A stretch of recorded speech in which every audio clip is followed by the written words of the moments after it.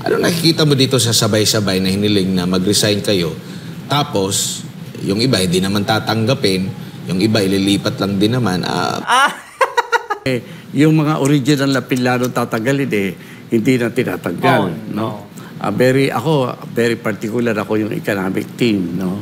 Kasi yan ang the last 3 years, sila yung responsible kung anong level ng ekonomiya meron tayo. Yung mga ayuda, etc. Bahagi yan ang kanilang economic team. Yun ni isa doon, walang tinanggal. Ibig sabihin, tuloy lang ang ligaya. Hello mga kadonatics! Nako!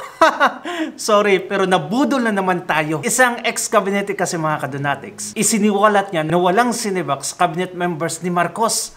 Patay tayo dyan. Ano pala yung mass resignation call? Ano yung pambubudol lang?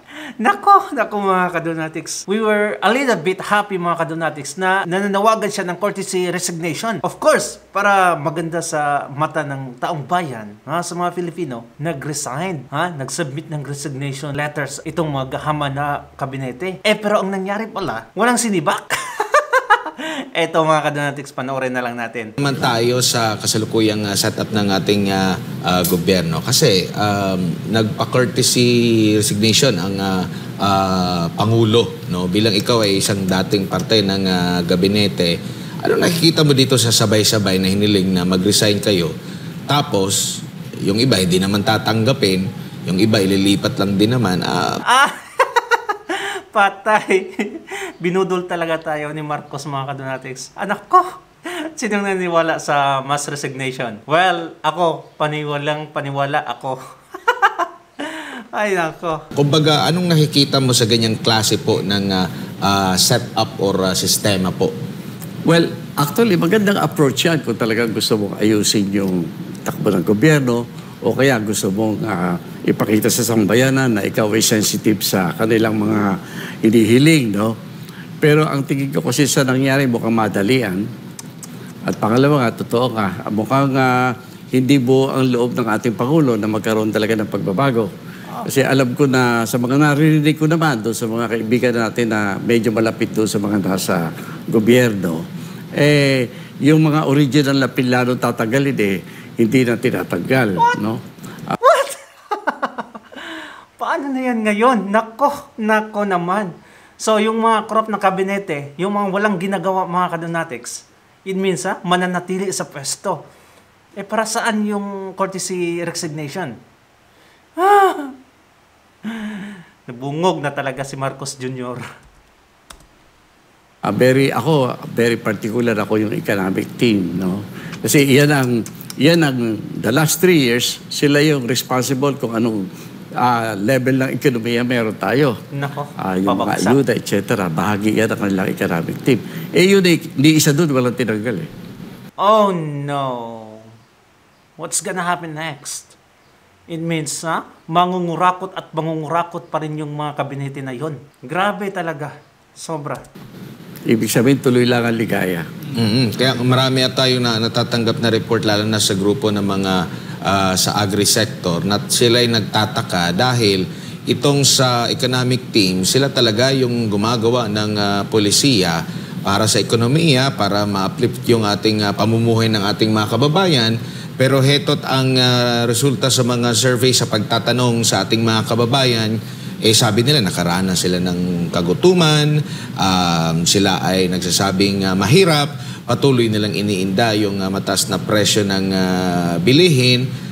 Ang sabi kasi ng sa panayam kay Marcos Jr., gusto niya na maiparamdam, maiparanas, mabagal daw yung maramdaman ng taong bayan, yung may paranas yung hagupit ng mga Marcoses. Patay tayo dyan. Ay, nako. Serbisyo, yet ganun yung kanyang naging resulta sa kanyang economic managers. Kaya nga, ang hinahanap natin yung dapat maging seryoso ng Pangulo natin. Kung siya ng pagbabago, he is, I think, in the position at saka may competence naman niya para malaman niya kung paano babaguhin. Diferensya, hindi naman binabago No? Dahil mukhang happy naman sila sa nangyayari.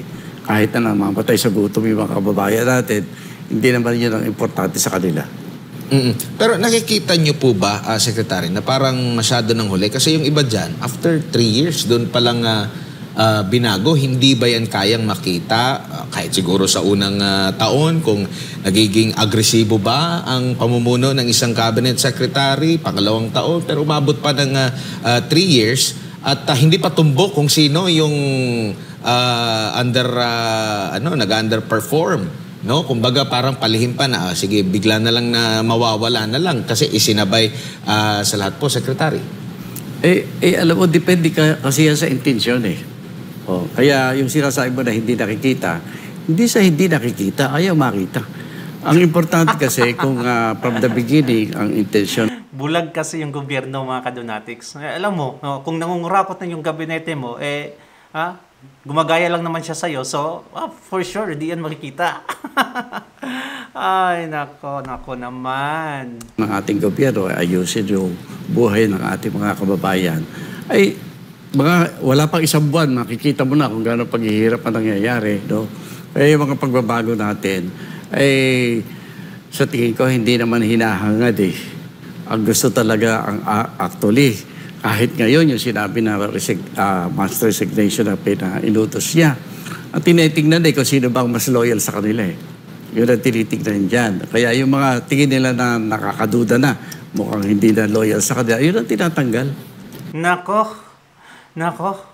Siguro in another words mga kadonatics, in my own word, pag itong isang kabinete na ito mga kadonatics, ay maganda na yung ginagawa, tumino na. Nako, sila yun siguro yung tatanggalin mga kadonatics, sisibakin. Hindi naman under kabinete itong si Arnel Ignacio. Pero, sinibak nga ang ganda ng ginawa niya sa OFW. Di ba? Si BBM talaga ang nagsibak niyan. Now, yung mga kurakot, yung mga walang pakialam sa taong bayan, yung mga hunghang na mga kabinete, mga kadonatics, mananatili yun. Hanggang ngayon nga, may interview pa sila John Vic Remulla, sila Bonjing, sila pa rin ang nasa pwesto. Totoo nga mga kadonatics, hindi tinanggap yung resignation letters nila. Oh no naman! Nako. Pero di po ba itong mga nagiging tagapuna sa ginagawa ng administrasyon ay patungkol din naman sa hinaing ng taong bayan. Ito naman yung mga concern. Kaya napupuna yung administration na ang problema, sabi nga ni VP Sara, hindi kami yung problema, hindi mga Duterte ang problema. Ito yung mga kailangan ng taong bayan. Ito yung hinaing ng mga taong bayan. Which is, parang nagkukumpirma din sa sinabi ni Bongbong Marcos na hindi nararamdaman ng taong bayan. Parang nung una, dinidepensahan nila, pero kalaunan parang indirectly na inamin din nila na meron nga silang kakulangan. Hindi talaga indirectly, directly talaga. Tama, walang problema mga Duterte. Gawin nyo yung nararapat para sa taong bayan. Kasi pag nakita naman yan ng mga Duterte, nakita yan ng taong bayan, unfortunately naman, mananahimik yung mga Duterte. Kasi yung interest nila ay interest ng mga tao, interest for the good of our nation. Ay kung nakikita nila yung leader na gumagawa naman, si Tatay Digong, kinold out niya si Bongbong Marcos kasi nga, wala nang ginawang matino. Yung sa corruption, yung sa pagbebenta ng gold bars. Kaya kinold out niya. Kasi wala ka nang matinong nagawa para sa bayan.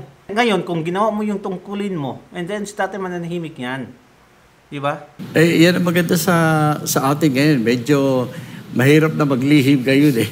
Kaya mabibisto ka at mabibisto. Kaya siguro, ang dapat nating i-advise sa ating mga nasa gobyerno ay magpakatotoo na.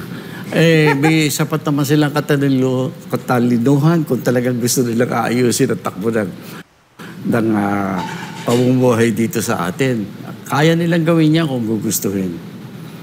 Pero so, sa tingin niyo po, maliban dito sa economic team ng kasalukuyang administrasyon, anong nakikita niyo po na dapat na medyo nag-underperform ang ating gobyerno na doon talaga kung sino man yung namumuno doon, pati na sa mababang level, dapat mag-resign na. Sa tingin niyo po, anong sektor? Or nakatutok sa anong sektor? Yung ating food security, very important yan. Alam mo, kahit na naghihirap ka, kung kumakain ka naman ng ayos, medyo okay.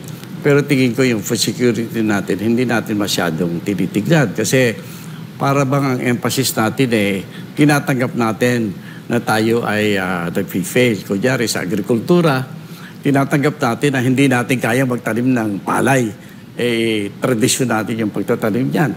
Mas pinipili natin, mamili lang tayo sa labas.